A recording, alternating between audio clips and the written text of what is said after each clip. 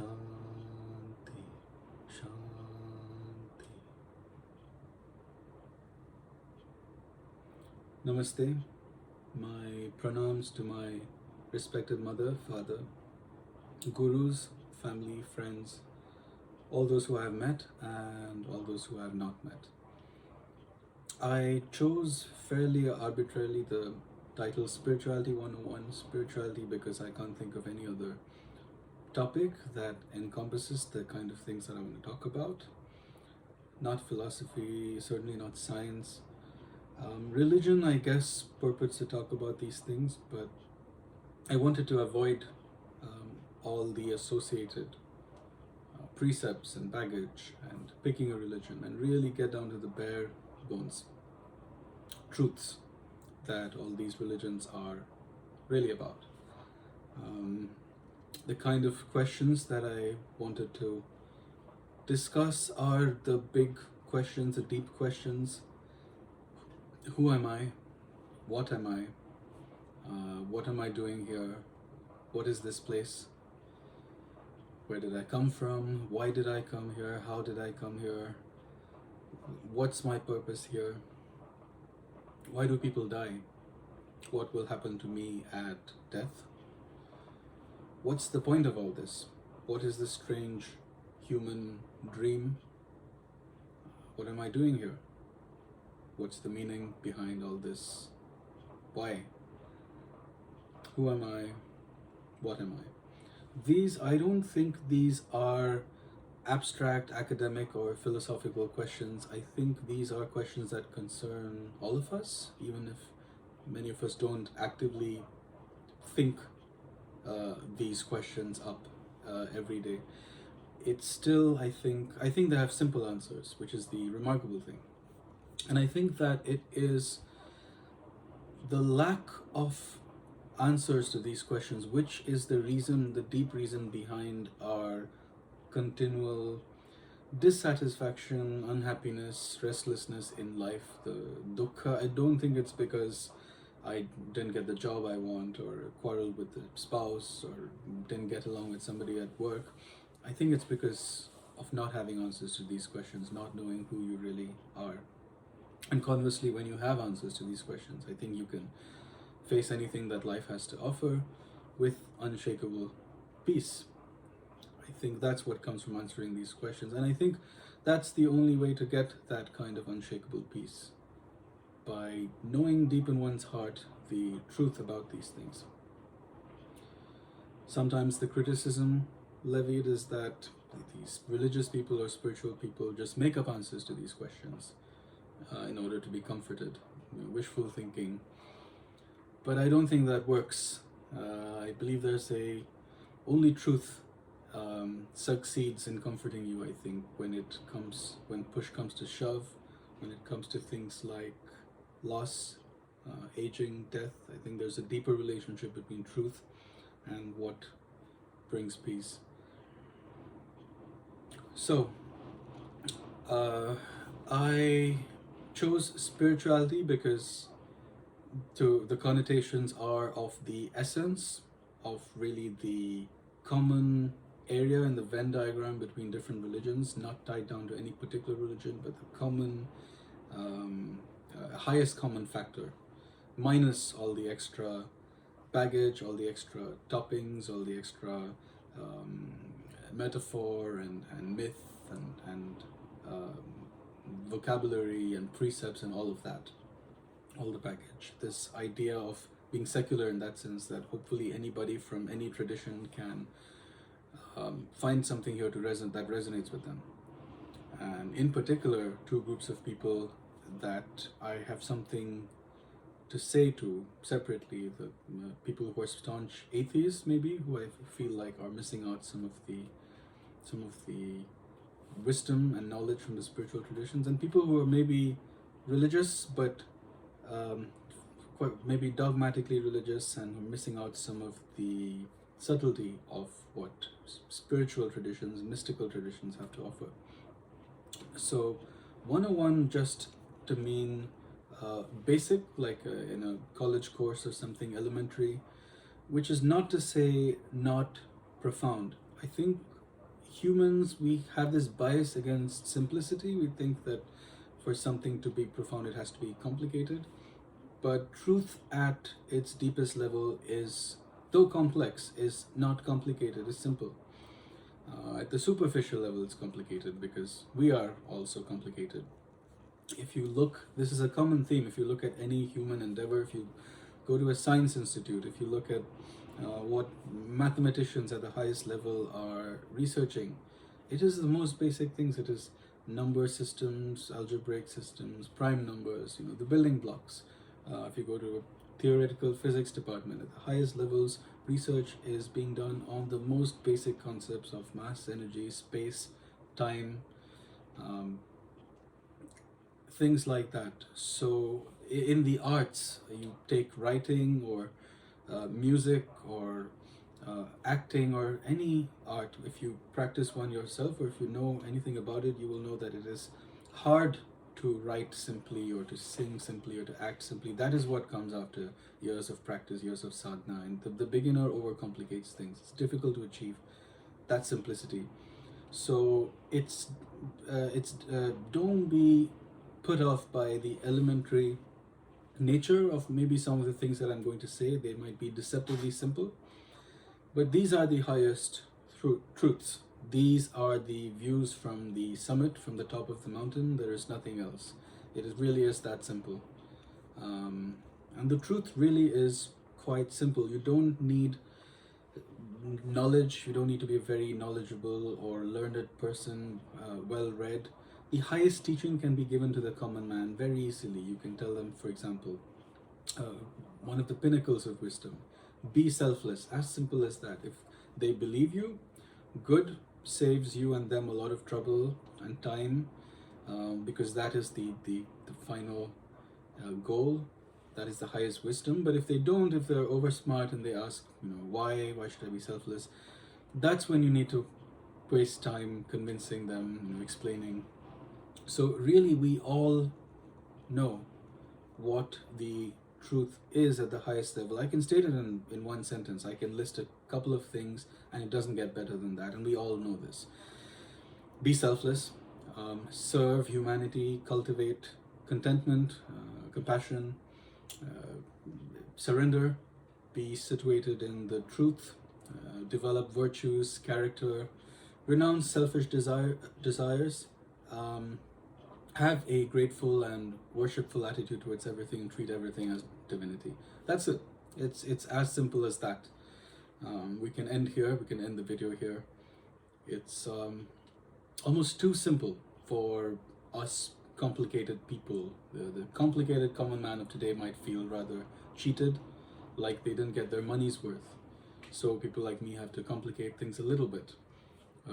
Dish, which is, the more complicated and more maybe expensive a dish is, the more tasty it is perceived as being. For some reason, we have this fundamental bias against simplicity. Ashtavakra in the Ashtavakra Gita, the first thing he says, this is the second shlok after King Janaka asks him how to achieve liberation. The first thing he says, the first shlok, it's a very simple sentence for liberation: shun sense gratification, seek truth, kindness, forgiveness, contentment. That's it. Yet people teach, courses upon courses on Ashtavakra Gita. Any one of the things that Sri Krishna says, taken to heart, will lead you to deliverance. Any one of them, or Jesus, or any of these wise persons. It's literally that simple. But we have this bias towards more. The bias of the seeker is that, we haven't found it yet, not because we haven't found it yet because we haven't encountered it yet. Not realizing the problem isn't that we need to accumulate more, but that we need to develop greater sensitivity towards what is. Not that we need to get something that we don't have, but to realize that what we're looking for, we already have. Be spectacled fool can look for his glasses his whole life and he'll never find it. So we all know and understand also these things. Why don't we follow these things? That's the only question. There's no information here which I need to give you that you don't know. Why don't we follow it? Well, one, we are of course seduced by Maya, We act in avidya, ignorance. We say, okay, truth is important, virtues are important, but maybe also making as much money, or maybe power. Also, a little bit of power is good. Maybe worldly position, that's also important, right? I should aim for that. Truth is good, but sometimes you can lie. Sometimes lying is okay, right? Money, of course, doesn't buy happiness, but it can buy this, and this, and those things will make me a happier person. I think it can buy me comforts, and it can buy me a big house, and so that caveat, that is where the Maya begins. Though that's where the justifications begins. That seed of discontent, looking elsewhere, thinking happiness is elsewhere, that grows then into this giant tree of suffering called this world. Um, the only difference between the sage and the ordinary person steeped in samsara is that the sage follows these ideals absolutely, not little here and there, compromising a little bit with other things, more or less, chalega, but simply because the sage understands clearly that all good comes from them, comes from things like character and virtues. All bad comes from foregoing them. Uh, the sage understands that. The rest is up to you. I mean, you don't have to live the most spiritually Spartan life, and you seek pleasures, you do what you want, but know this: that all good things come from unselfishness, from character, from truthfulness, and all bad things come from eschewing them. The second reason, well, why don't we live this way, is because we don't know why. We don't clearly perceive why is selflessness really in our self-interest? Why is selfishness actually not in our self-interest? We don't see that clearly. If we did, we would all act as the sages do. We don't see that selfishness is categorically bad. Most of us don't see that ego always leads to ruin. We think that, okay, maybe there's some virtue in selfishness. Maybe some types of ego are okay. That is where ignorance begins. That is where the Maya begins. That's where a teacher can help, of course. Today's over-smart age, the teacher can first of all placate our intellect by providing those answers, those intellectual answers to our doubts, because the teacher is situated in truth. But really, the teacher is not there to tell us anything new, to remind us, more like, to empty us of all the confusion which is clouding what we already know inside of us. These questions arise from a more superficial part of us, and their very answers are already there in a deeper part of us. Truth is our core nature, Satyam. So, and more than conveying information like a school teacher or something, the teacher, the guru's role is mainly to inspire and motivate us to follow these things. Faith in the guru is something that can help you follow virtues and character above all else, above money and other things. So it's a person who we can trust, knows what they're talking about, and we can trust won't deceive us or push an agenda. In getting back to the topic, I can put the truth, the final truth and the highest truth even more simply. First sentence of Ishavasya Upanishad. Ishavasya Midan Sarvam. Everything is God, or only God exists. I like that phrasing. That captures everything that you ever need to know. We can end here as well. But to unpack that, to define Isha, to know how to apply it in every context in our life, to convince you of it, to convince you all, that will take some talking. That is where people like me come in. If anyway we spend so much time talking, might as well talk about these things. And speaking of talking, of course, we can state the truth even more perfectly, even more simply by silence. I mean, what is lacking in silence? Where are the imperfections? What is missing? Where are the questions? Where is there any chance for the questions to arise when there is perfect silence, true silence that we are participating in? But of course, even fewer will understand then. The Buddha gave a sermon once where all he did was hold up a flower, didn't say anything, and of course one person understood him. So I don't know if you will be satisfied if I profess to offer you the truth and then just be silent. I think you would want me to unpack it some more. So All this talking is really just me going out of my way to be as elaborate and painfully clear as possible so maximum number of people understand. So I'm doing the hard work here for you. But there's nothing I can say which will be an improvement upon your sadhana, upon silence, upon spending time with the Guru, spending time in meditation, just sitting there for 1 hour, being open to this moment, being open to this feeling of existence, because then God is giving you spiritual instruction. As long as you listen, He's ready to talk. So, those are the questions that I will try and grapple with, and I will speak the truth as I understand it. I will not be telling you when to fast and how to do this or that puja, what materials to use, how many rounds to do. You will find that information elsewhere. Now, all these questions have the same truth, right? They're not, when the Hindu person dies, he goes to Hindu heaven, when Muslim dies, goes to Muslim heaven. It's not like that. These questions have a common answer for all of us. We were put here for one reason, for a common reason. The purpose of life is common to all of us. So that is a very important point to keep in mind, that okay, there are these different religions, there are these different traditions, but truth fundamentally at the end of the day has to be one.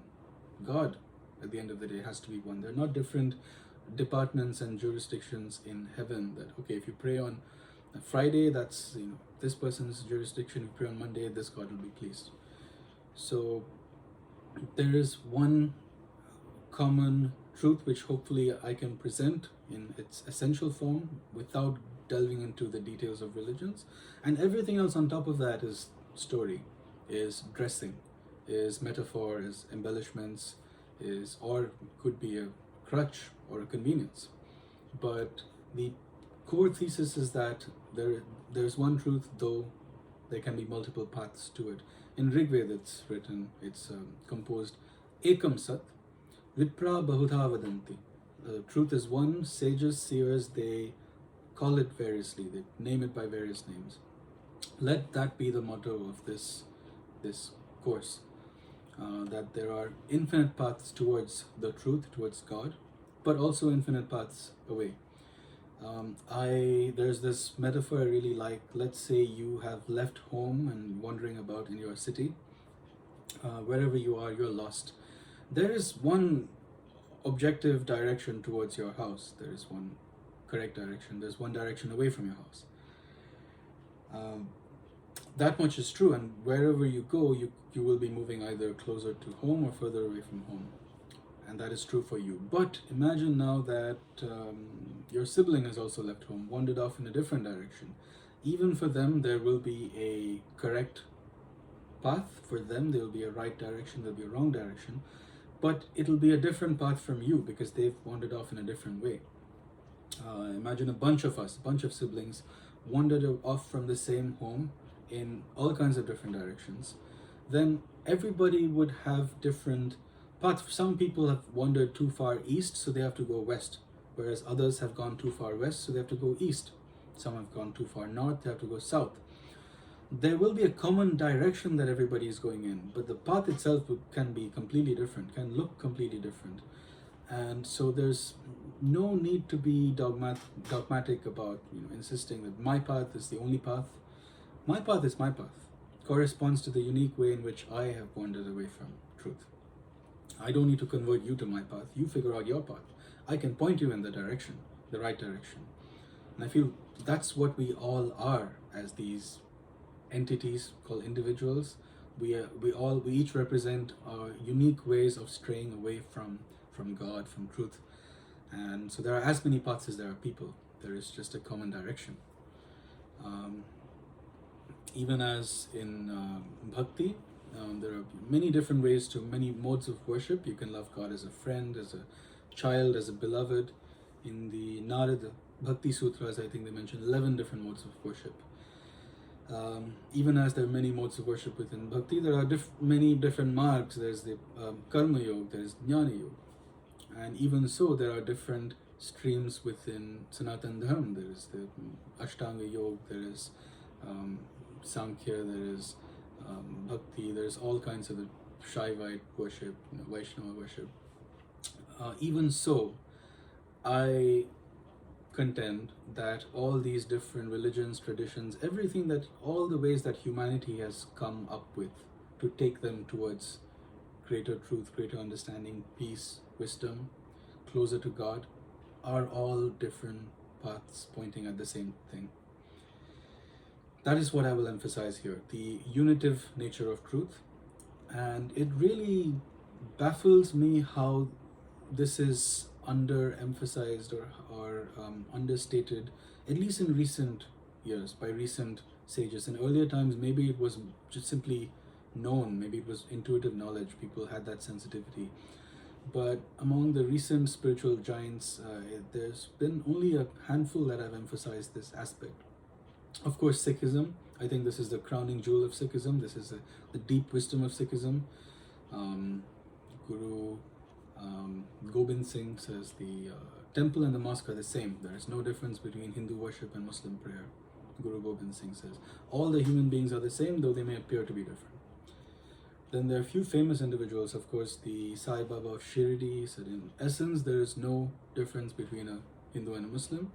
Neem Karoli Baba, all religions are the same, they all lead to God. Famously Kabir, Hari is in the east, Allah is in the west. Look within your heart and there you will find both Kareem and Ram. Kabir is the child of Allah and of Ram. Rumi was one of these spiritual giants, Christian, Jew, Muslim, Zoroastrian, stone, ground, mountain, river. Each has a secret way of being with the mystery, unique and not to be judged. Gandhi, I was surprised to read, I didn't know this about him. He wrote, I came to the conclusion long ago that all religions were true, and also that all had some error in them. Whilst I hold my own, I should hold others as dear as Hinduism. So we can only pray, not that a Christian should become a Hindu, but that a Hindu should be a better Hindu, a Muslim should be a better Muslim, a Christian should be a better Christian. This, I think, is the highest wisdom. In the West, there have been very few. Aldous Huxley wrote a very, very beautiful book on this theme called The Perennial Philosophy, where he quotes from various different mystics from different religions, and they're all talking about the same thing. It's like people have so rarely pointed out the commonalities and so often are engaged in pointing out the differences. Whereas I think the differences are on a superficial level, commonalities are on a much deeper level. Lex Hixon was this spiritual giant from the West who practiced various traditions, got initiated into Sufism, Buddhism, Vedanta tradition, and it was a matter of living practice to show that they are just different complementary paths. They enrich your life. That's the flavor of these talks, that all religions are fundamentally saying the same thing. There are some common spiritual truths, the perennial truths. I won't be talking about that, so these religions are irreconcilably different, we have to live separately, separate countries, or that this is superior than that. That is not what you will find here.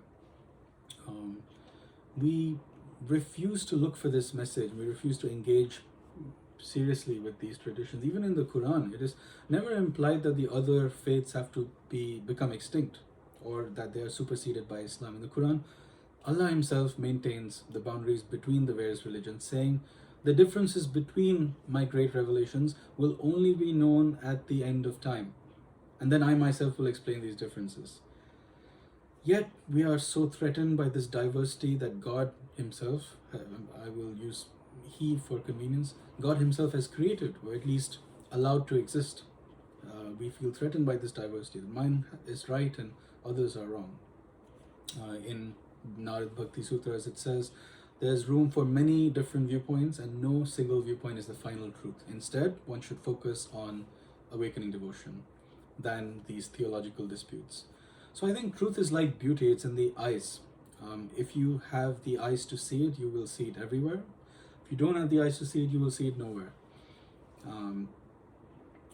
God has created, just like He's created these different flowers, He has created these different traditions, each with their own, emphasizing some things more than others. That's all they're doing. They're all talking about the same thing, some slight stylistic differences. And the beauty of all these flowers is in their diversity. It's not that they all have to become a rose or they all have to become a lily. I don't know why we try and make everybody like us and try and convert everybody into being like us. I think we create differences, not find differences, because there's a way to view everything as one, if one wants. My impulse will always be that here, unification. I'm a Hindu, I'm a Muslim, I'm a Buddhist, I'm a Christian. These are all just different languages. The language is not important, it's what's being said that's important, surely. And the more languages that you can speak the truth in, that surely just represents richness. Richness over someone who can only speak one language. So all are welcome here. We all have something to contribute. We are all in the same boat here. We are all human beings. We're all created beings. We are all seeking the same thing, peace, happiness. Yet we somehow end up not only not finding happiness for ourselves but hurting others. So clearly there is some avidya. Clearly there's some defect in our understanding. So surely we should be ever open to learning, growing, being corrected.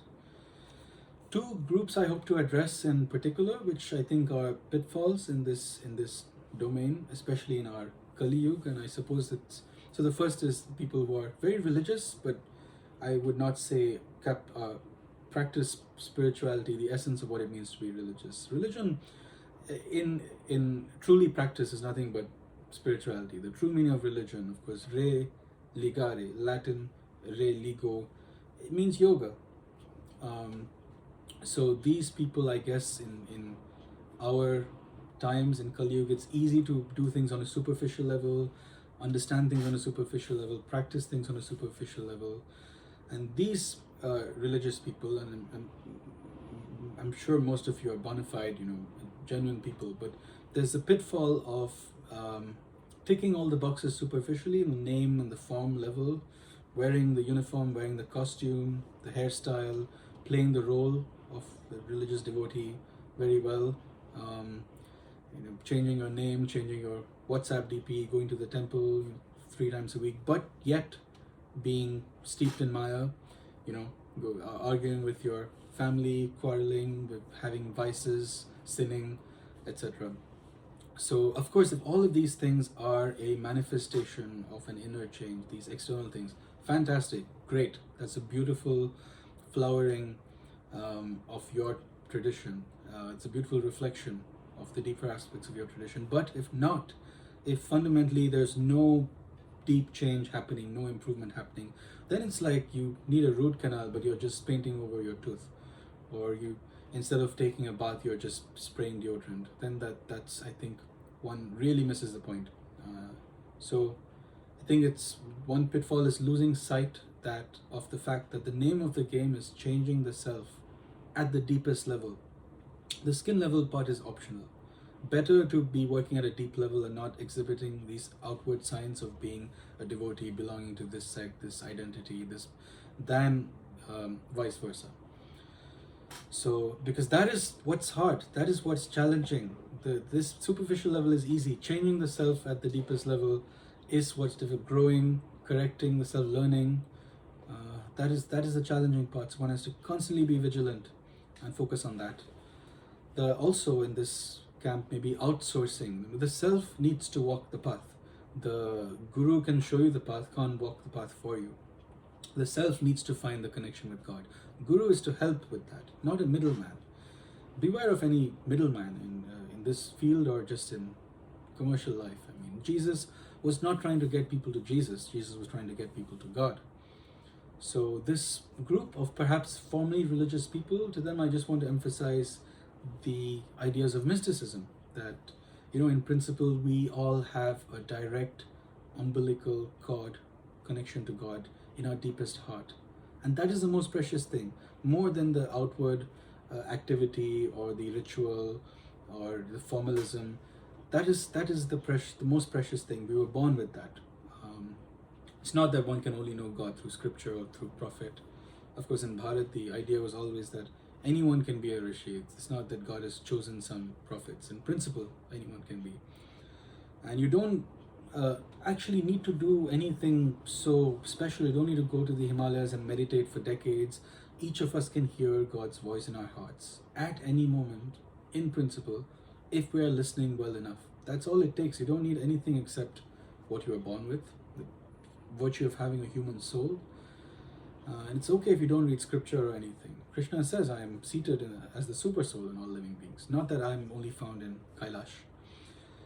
So it's worth demystifying it. You don't need to be specially selected by God as a prophet or a sage. All you have to do is become completely still, completely silent, so that your thoughts are not getting in the way, drowning out God's voice. Your thoughts are the white noise. Patanjali writes in second sutra in the Yoga Sutras, defining yoga, yoga's chitta vritti nirodha. Yoga means stilling the mind, that's it. Third sutra, tada drashta swarupeva sthanam. Then the seer, God, self, abides in its true nature, becomes clear. That's all you have to do.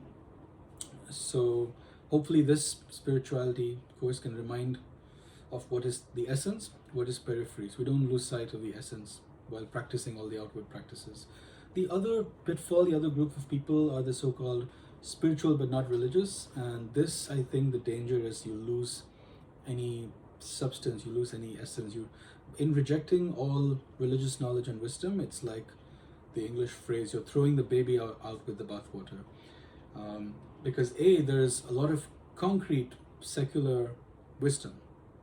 I gave a talk on the Bhagavad Gita to an international audience, which was billed as secular, and I focused mainly on those practical life advice, which there is a lot of basic facts about philosophy, about human psychology, about the calculus of happiness, or what brings happiness. These are basic wisdoms you can find in a secular text, a philosophy text, in Marcus Aurelius. There's a lot of this content which comes in from the religions, and by rejecting all of them, you are losing out on this. It's like someone hears that, okay, what's being said is important, language is not important. Okay, so language doesn't matter, therefore I will remain illiterate, I won't learn any language, I won't read anything. That person is missing out on all the wisdom that the books have to offer. There are these esoteric truths, these mystical truths. It's related to the practical life advice. I mean, that's how you know these. I don't like the word supernatural because it's part of nature, but that's how you know that these mystical truths are true, by practice, because they work. But that's how you derive these secular truths, and you can't avoid these things. You can't. The truth is bigger than what can be proven, bigger than this Panchabhuta world, bigger than what can be seen, demonstrated, tested, bigger than birth to death. It transcends that small span. So I think you can't avoid that. If you want to answer those questions that I mentioned at the start, you will have to go to before birth, after death. You will have to transcend this narrow context of this one human life in a material world. Life is more than that. Life is more than that. So, I will structure this, I guess, fairly arbitrarily. I'll pick some topics. So, God, maybe start with that. Self, karma, dharma, people are interested in reincarnation, morals, virtues, just anything, nature of the world. These will be just organizational devices for convenience. I mean, all I am going to be speaking is the truth. So I thought we will start with God. It's good to start at the start. And I thought, let us dive into the mystical, esoteric aspect first. Maybe later we can go into the pragmatic life truths, life lessons that this notion implies, maybe next time. But let's jump right in. So there is a big word at the center of all this spirituality, religion, God. This is the million-dollar question. This is what people spend lifetimes devoted to. This is what people have written volumes upon volumes about. Wars have been fought over this. This is the central question of humanity. This is the million-dollar question. Who or what is God? By the way, if you prefer, you can replace that word with self, Brahman, Yahweh, Allah, your Ishta Devata, Sagun, Nirgun, Tao, energy, whatever you prefer. I'll be using those words synonymously to refer to the one thing at the heart of all this, which in fact is the only thing that is not a thing. I was asked this question. We had a guest at home, an elderly gentleman, who the conversation got to spirituality and asked me this question about who's God. I, being naive, thought that he was actually trying to, he wanted to know, he wanted help or guidance, and I ventured to try and explain. I very soon realized that no, it was just part of this intellectual debate. It was, you give me your definition and then I'll give you my rebuttal and then I'll give you the criticism. It's not that kind of question. It doesn't work that way. It's not something you put on the table for debate, just to have a battle of wits. So maybe for today, before we jump right in, as a introduction, let's talk about all the things that this question is not, the central question of God, because it's unlike any other things, unlike any other question. This word is unlike any other word. This idea is unlike any other idea. So let's talk about it and what it is not, the ways in which it is kind of unique. Firstly, it's not a point of information. It's not the kind of question like, what's the capital of Canada? How many species of butterfly are there? What's the temperature at which water boils? It's not that kind of question. It's not a factual question of that kind. It's much more like, and I imagine if that gentleman had asked me this question, what is wisdom? Now, I can't give you the sum total of human wisdom, comprehensively catalogued, organized from start to finish, saying that blah, blah, blah, blah, so and so are all the wise things anyone has ever said. This is wisdom. There is no comprehensive answer to that. There is no, it's more like a direction. Anything you say or act or think or do can be aligned with wisdom or not aligned, can be wise or unwise. It's something you start to understand more and more as you go through life, something that dawns upon you. Can't transmit it to others, can't put it down in a textbook, can't just write down all the wise sayings and convey all of what wisdom is. So, and if someone says, why should I believe in wisdom? Tell me what is wisdom, why should I believe in it? By definition, neither can I tell you, nor will you understand if you're asking this kind of question. It's this understanding has to come organically with life. Either it dawns or it doesn't. I can't give it to you.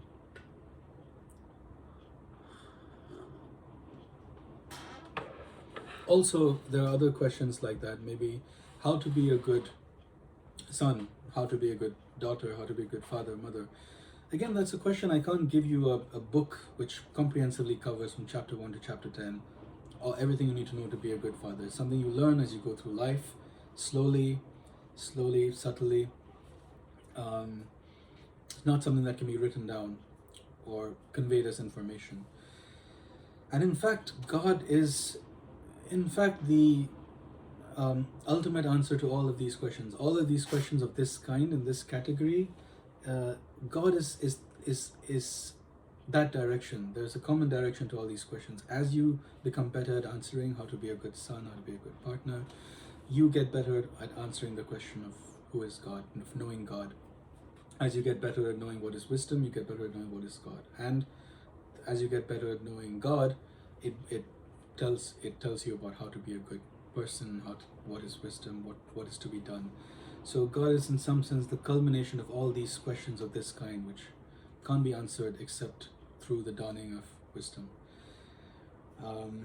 What else is it not? It's certainly not anything which can be grasped using language. Let's say that right away, because I'm talking about it so much. People talk about it so much. Yet, we're talking about something that is fundamentally ungraspable through language. It's like describing an emotion through mathematics. The Tao, Taoism came out of China. The Tao is like the Brahman, basically, the impersonal principle. In the Tao Te Ching, I think it's the second or one of the early sentences is that the Tao that can be spoken about is not the real Tao. So right off the bat, we have a problem. Maybe poetry can come closer than prose. Maybe music can come even closer. Metaphors, in the Vedas, it says gods like to be worshipped indirectly. So, obliquely, through metaphors, through similes, through parables, you may be able to approach it better than through straightforward declarative language. Through paradox, most of these traditions you will find, especially the mystical traditions, full of paradoxes. Meister Eckhart from the Christian tradition, he says, the more God is in all things, the more he's outside them. The more he's within, the more he's without. And Zen, of course, is replete with paradoxes. But even the Upanishads, you will find, if you read them, it's full of these paradoxical statements. Tade jati tanne jati tad dure tadvantike tadantarasya sarvasya tadu sarvasyasi bahyata. Ishavasya Upanishad. It moves not. It is nearer than near, it is far, farther than far. It is inside everything, it is also outside everything. So, in a way, it's almost like the best you can do is use words to show how futile words are. Use words to point at the wordless. Use these oxymorons, paradoxes. Use language to break language, to make that point. Ordinary language and logic is not good enough. So at best you can show that with contradictions.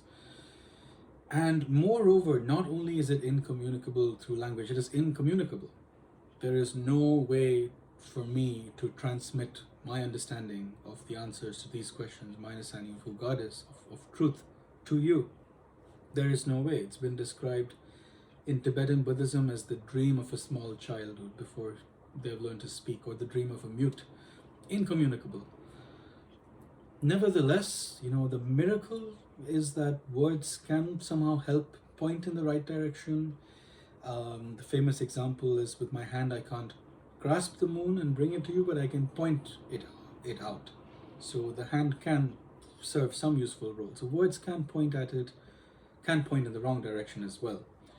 But almost miraculously, words can be useful in that sense. I guess that's why speech, vak, was always revered. Not only is it not something that can be grasped with language, it is not something conceptual.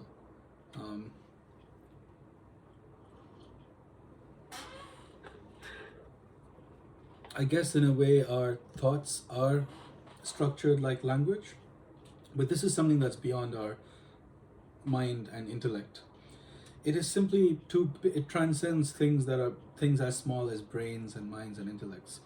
Those intellect is good for counting stones, doing maths, at best creating this wonderful technological society we live in, taking us to the moon. All of these things intellect can do, and yet it falls way short of coming close to being able to grasp the greatest mystery at the heart of all this, at the heart of who we are and nature of God.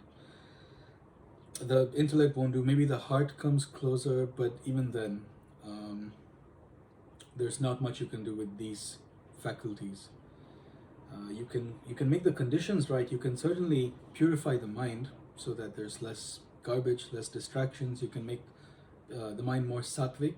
You can make the conditions right for the higher knowledge to dawn. Just like you can make the conditions right for fire. You can't create fire. You can put the dry sticks and the dry leaves and rub the sticks together, and then fire chooses to manifest. Best you can make the conditions right. That's the best you can do with your mind and heart. Purify it. What else? It is not this question, who is God? God is not something that can be known transitively. So in grammar and the structure of language, there is subject, verb, object, most English sentences. God cannot be known as the other. The subject cannot be known as the object. Only objects can be known as object. The table doesn't see the eye sees the table. There is this wonderful technique the Vedantins use, na iti, neti, neti. Perhaps you have come across it. It's one by one eliminating everything that can be objectified until all that's left is the subject. So I can see the room. I'm obviously not the room. I'm the one who's seeing the room. I can see this body. I can see these hands and legs. So I can't be these hands and legs. There's that distance. I see them. I perceive my thoughts. I cannot be the thoughts. I perceive my feelings. I feel my feelings. I cannot be those emotions. Once you eliminate all the objects, what is left is subject. You cannot know it as a subject, but you can remove everything else which can be known as an object. It's like there's a torchlight. It can shine, it can illuminate whatever can be illuminated. It can't know itself through illumination. It can eliminate everything that can be illuminated, and what's left is just the light. And of course, it can know itself by being itself. That's the good news, that you can know the self through being. God has created this special verb, intransitive verb called being, which is not I know this, I eat the apple. It's more like an equal to sign. I am a man. Although in spirituality, of course, the more correct statement is I perceive this body of a man. But this is the verb to be. I am. You can know it through being. We are all human beings. All living beings are created with this special ability to know God through being. God is the ground of all being, as the mystics have said. And every time you see this verb, every time you see a subject in these profound sutras and these spiritual writings, aham, it's always tied via this verb of being to that principle, aham brahmasmi. Tat tvamasi. Tvam, the subject, is tied intransitively to tat, that principle. Shivoham. So every time you see that subject, it's immediately equated with God.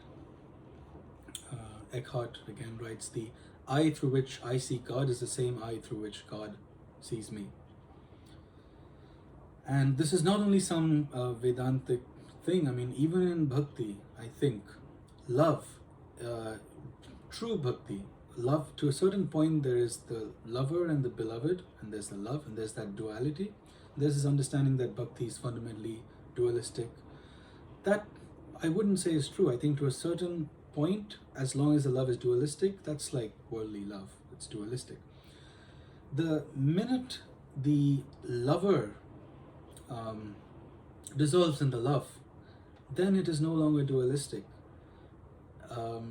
Same is true for worldly love. Once that happens, I think there's a spiritual quality that's brought to worldly love. And true bhakti begins when the bhakt disappears and only God is left. Because the bhakt is the last thing that's standing in the way of, only God exists, like I said. So why does the bhakt want to stand in the way? Let there be only God. Let there be only the love of God. The Sufis talk about God as the beloved, and they have this concept called fana, which is self-immolation. Self-immolation so that only the beloved is left. The lover dissolves in the love until only the beloved is left. Narada Bhakti Sutras, again, there is no difference between God and the devotees. Meister Eckhart, the knower and the known are one. So fundamentally there's this non-dualism that comes to bhakti as well, I think, if you stop hanging on to your ego as a devotee. Saint Catherine writes, my me is God, nor do I recognize any other me except my God himself. So if anything, what you normally think of as you, this character, this person with this body, this personality, you are the object. God is the only subject. The puppet can't know the puppeteer. The puppeteer can know the puppet as an object. Rumi writes, the beloved is all in all. The beloved is all that lives. The lover is a dead thing. So this combination of object-subject, this is what we call a human being. You, the small self, is the object. God is the subject, not the other way around. You do not know God, God knows you. There is only one subject in this universe, which is God, and we are all objects to that subject. Now, next, this question of God's existence, it is not a trivial question, it's not a neutral question where there are no consequences. We all hear this word at some point for the first time in our lives. Then it becomes a thought, a concept. That's not God, because that's our idea of God, but it's the first thought about God that God has put in our life. So it represents the start of a journey. Two things. Firstly, immediately it opens up a dialogue, two-way conversation between you and the rest of life itself, the moment you hear about this concept. Until then, you might think of yourself as this soul intelligence roaming about in a random, inert world, dead world, having a monologue maybe. But now, suddenly, it opens up this conversation that perhaps there is an intelligence at the other end of things, of other end of every interaction, every action, every perception. There is a second person in the conversation. Every single moment is a telephone line and there is a receiver. When you're talking to your neighbor, talking to your family member, they are all the messengers. Finally, at the end of that communication, the receiver at the end of it is God. In every case, whatever you do, whoever you do it to, it's God at the receiving end at the end of the day. So that brings about great responsibility to treat everybody as divine. And yeah, the whole world then comes alive. The whole world comes alive when you realize that you are not acting out against the void, against the random chaos, but there's a receiver at the end of everything you're putting out. Second, this is not just any other idea or notion. This, unlike any other, this notion has the power to transform you completely, transform your life, how you live it, change everything. People change their whole lives based on this concept, including change you. You don't possess this idea possesses you. It has the power to liberate you. It has the power to kill you in a way that even death cannot kill. It is like this secret code word, which is, once it's whispered in your ear, eventually down the line you will wake up. Once you've heard it, you can't undo that. The stakes are on. Suddenly, the cosmic stakes are on, and you are playing all in. It's like you were anyways gambling. You were always gambling, but now someone has come in and whispered in your ear that your entire life savings are being wagered. So each moment, each action, each decision gains this unfathomable importance and significance. The stakes to this question of God's existence are literally everything. Nothing could be higher. Your very self is being wagered. And it's a beautiful thing. It's not a negative thing. It's a positive thing. Like all positive things, it gives you innate self-worth, but also responsibility. So you grow. And it's one of the few things that has the power to make you act against yourself, against your selfish interest, against your small s, self-interest, which is what's required for capital S, self-interest. And anything that can do that is the sign of God, the fragrance of God. Familial love can stop somebody from harming themselves or doing something against their real interest. That is the sign of God. Anything which can get you to not simply act according to your egoic desires, what you want. That's the kind of question this is. And it's not an academic question. It's not a dry question like we talk about questions about the world, or it's talk about in college or university. It's such a personal thing. It's such a tender thing. The person that I'm talking about is closer to you than your mother, closer to you than your father. May I take permission? And I should be apologizing to presume to speak on someone so close to you, with you. I mean, what right do I have? I would never presume to speak about your mother or father. Somebody who's been with you every moment of your life. Somebody you've had a relationship with more intimate than any other relationship you've had in this life. Somebody, whatever love you have to your mother, father, spouse, that is the common person at the receiving end of all that. Somebody who sent you here, somebody who you are intimately connected with, closer than you are to anybody else. That's an intimate relationship. Somebody who knows you, everything about you, your best friend, continually present in your heart. What could be more intimate? That which is most dear to you, that which is the sum total of all the things in this world that are dear to you, that which has sent those things for you as gifts, that which is what's most real to you, sent all the people you love, all the things you love. This is the most precious, most private, most personal question. how dare I talk about this person who is so close to you? But we are siblings, fundamentally. Your mother is the same as my mother, fundamentally. Your father is the same as my father. Krishna says in the Gita, I'm the mother and father of all. We are siblings in the eyes of God. That's how I can presume to talk about something so close and so personal. Rest all whatever roles we are playing for each other, that's just an accident of birth, janma, karma, vyasana, sanskar. But fundamentally we are all united as children of God. It's a very personal thing. It's a very personal journey for each one of us, and we should be conscious of that and treat it that way. Now, it is not a question which is independent of the questioner. It's not independent of you. Does God exist or not? It's not a question on its own that can be analyzed as such. The questioner is part of it.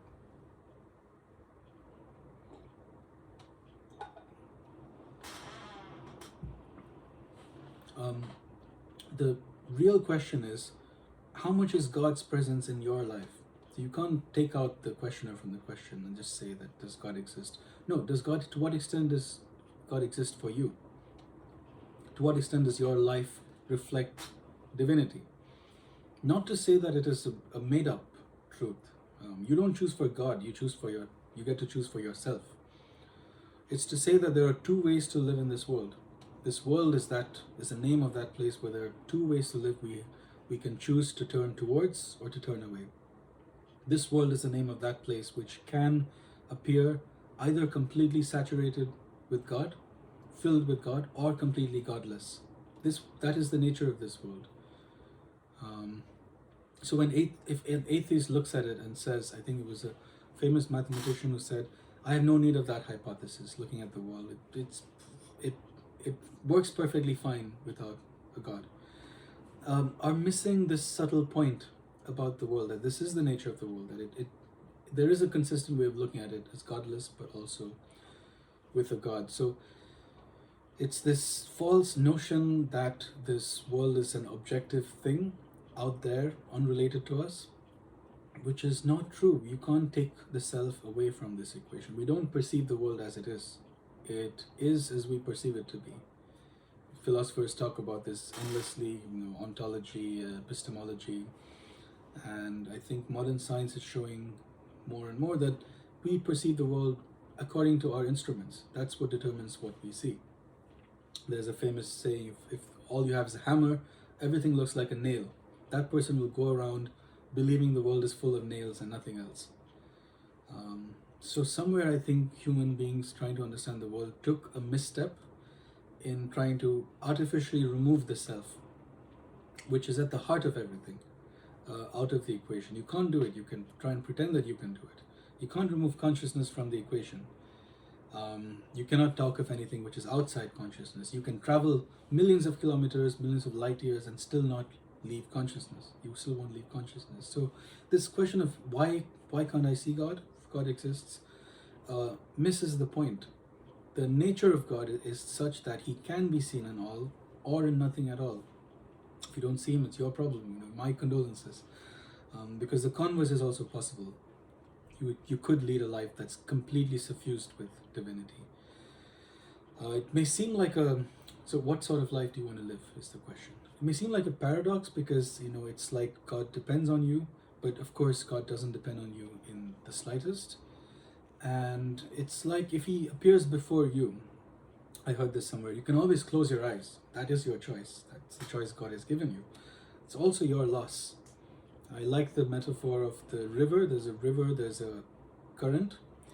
You're in the river. You can choose to swim against the stream or with the stream. Consequently, life will be bigger struggle for you, or it will be smoother for you. That's your choice how to align. Also your loss. You face the consequences. Good for you or bad for you. If you close your eyes and walk, the sun isn't blinded, you are blinded by your own actions. And you can go around then saying that, if the sun is there, why can't I see it? Moving on. what this question is not, it is not a question whose answer is available to all. There's a qualification, there's an eligibility criteria. You need to make yourself worthy. When you purify the self and the character, spiritual knowledge will naturally dawn, but not until then. So that's the qualifying criteria for this. All spiritual sadhana consists just of self purification, making oneself worthy of being a receptacle of this knowledge, of having God act through you. All the precepts, all the yama, niyama, the Buddhist precepts, all of these, the purpose of all this is to purify the self. Because that's all that has to be done. Nothing more has to be done. God will take care of the rest. You don't have to then go and seek knowledge. You are like, as it were, a flute. God is the flute player. But the flute is full of dirt and grime, and all you have to do is clear out the flute. Then the music will be heard. That's all you have to do. No one's asking you to play the flute. You just have to clear out all the dirt. Then the flute player may use it. So your job is just to be a good flute. At best, you can be a good instrument in God's hands. There's only one musician here, and that's God. So by default, we don't see God until we purify ourselves. That's the point, that we are born with this backlog at birth of karmic reactions, vasana sanskaras. Christians might call it original sin. We are born with this backlog, and we need to then strive to make our eyes worthy. Right now they're not. Of course, God doesn't need your worthiness. He's requiring that only to goad you into becoming a worthy person for your benefit. But yeah, so when the atheist expects God to come to his house and prove himself, else why should I believe? Don't believe. For the religious person, they go to God's house, keep knocking at the door, hoping for a glimpse, understanding that darshan is a boon. The greatest boon of all, Divya Drishti, was given to Arjun. It's a huge boon which not everybody is worthy of. Till then, till you are worthy, God will remain veiled, hidden, just behind this world curtain. That's the point of this world, that it's that place where God is not apparent. It would be too easy if it was written across the skies. Belief would be worthless. We need this crisis, we need this feeling of apparent absence of God to motivate one to grow and improve and purify. And that allows us to go on acting in avidya, being able to live lives, create karma, simulate free will, act, face the consequences, play out this whole drama, do things, marry, get divorced. Necessary condition for all this is that we are not perfected souls that are merged with Brahman. We are imperfected souls with some ignorance. That is the necessary condition for this world. So the condition for this world to exist itself is that ignorance of God also exists. That's the name of this world, Maya. That also means that we can then grow and improve through our own self-effort, simulated in as much as we have free will, so we can be self-made in a sense rather than born perfect. But part of faith is this, it's that God is not readily apparent. A crisis of faith is also part of faith. It's not about blind belief. Besides, blind belief doesn't work. The human heart cannot be fooled. That kind of faith does not bring peace. So, next, God is not anything which can be known completely, totally. So long as you're human in samsara, you do not know God fully. So don't make the mistake of stopping and thinking that you do. The moment you know God, you are delivered. So it's not a question which is answered at the start of the path, but at the end. The whole path is struggle to answer this question. This question is the path.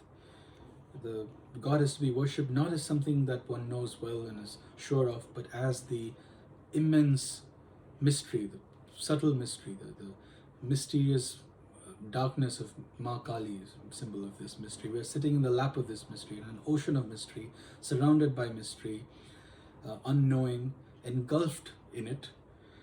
The sense of knowledge then is the biggest joke. Our technological mastery has given us this illusion of knowledge and control, But all apara vidya is kind of like toys that God gives us to keep us happy, keep us busy for a while, like we keep a child occupied. In one age, it was the Vedas, that was the sum total of knowledge, which is again apara vidya, says in the Gita. Today it's science. Science means knowledge. That is just the semblance of knowledge, not real knowledge, which is para vidya. What has changed over the ages is not that we know more and more, but that we think we know more and more. The illusion of knowledge has increased, and therefore, really only ignorance, only the illusion has increased. So I can say with some confidence that all our ideas of God can never be complete, should always be open to correction, improvement, more and more subtle understanding, evidenced by the fact that we are still here in samsara, shows that there is room for improvement in our understanding of our path, our faith, our tradition, our God. When we have that attitude, then the arrogance and dogmatism of religion doesn't come in at all. You'll rarely hear these things. I mean, be open to not knowing who or what God is. Most religions, gurus, they will happily tell you, here is God, this is what he looks like, this is how many hands he has, how many legs he has, this is what his pastimes are. Yes, these are written in scriptures, but there are other scriptures where God has described himself differently. There are different interpretations of this scripture. So what I'm saying is, whatever may or may not be written, we must never stop questioning our understanding, our comprehension, our bias, our lens. That is paramount. That is what I'm telling you not to put faith in, not the scriptures. Even your guru may have perfect understanding, but your understanding of what the guru said can always be scrutinized. 5 different people the guru can say something and they can go off and believe 5 different things.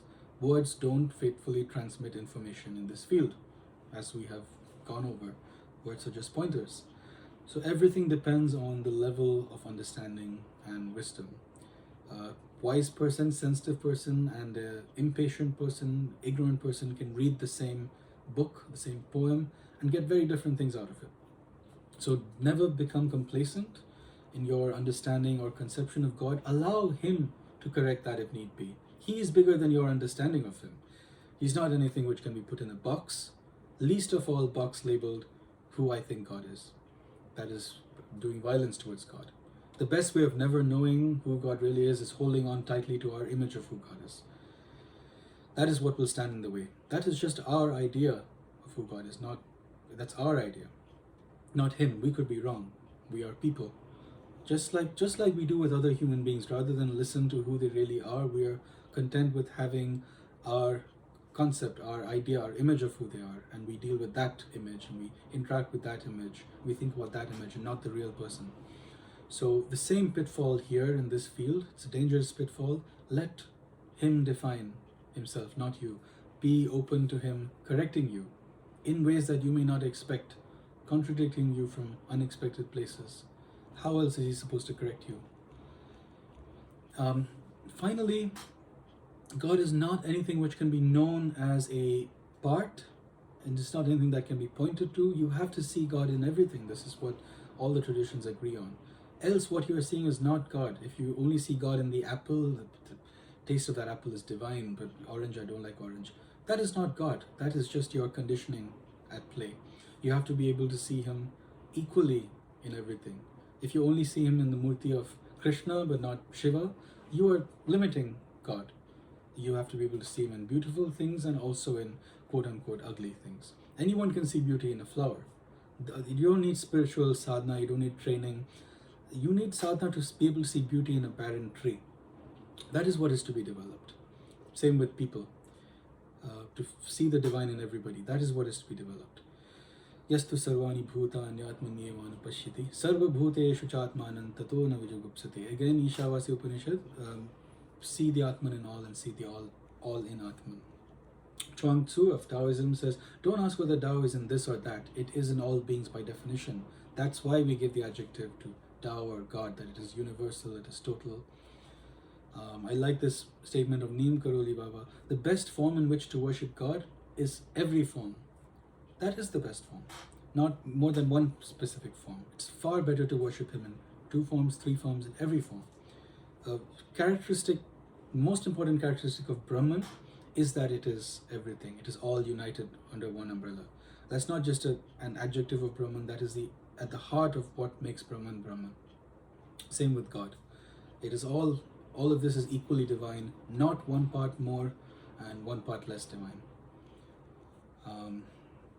So I'll come back to this point maybe next time. Finally, this is not a question which can be answered.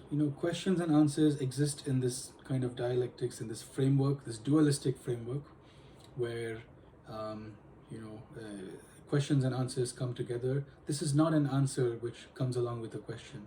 The question cannot be answered. The question can only be dissolved. Anything so dualistic as question and answer cannot capture something so infinite, unitive, and all-encompassing as God. So do not expect an answer to this question in the way that any other question is answered.